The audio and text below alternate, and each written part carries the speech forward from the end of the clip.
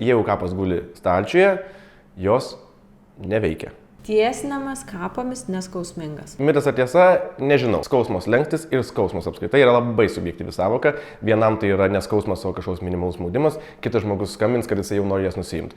Bet jeigu taip lyginant su breketais, aš sakyčiau, tas diskomfortas yra mažesnis. Bet kokiu atveju, kaip ir paveržus breketų sistemą, taip ir užsidėjus naują kapą, kelias dienas maudimas jisai išlieka. Kapos tinka visiems pacientams. Mitas. Pirmas dalykas yra aišku atveju, kai mes kapomis gydyti negalėsim, mes tai matom iš anksto, bet dažniau stebim paciento motivaciją.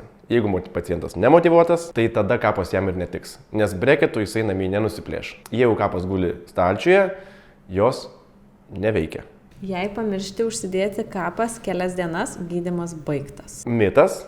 Nereikėtų šito piknaudžiauti, žinoma, bet neužsidėjus kapų vieną ar kelias dienas, gydymą galima tęsti, mes turim tam protokolus, bet šito piknaudžiauti, pakartosiu, nereikėtų. Kapas reikėtų nešioti pagal planą, tiek valandų, kiek yra pasakyta, lankytis pas gydytoją,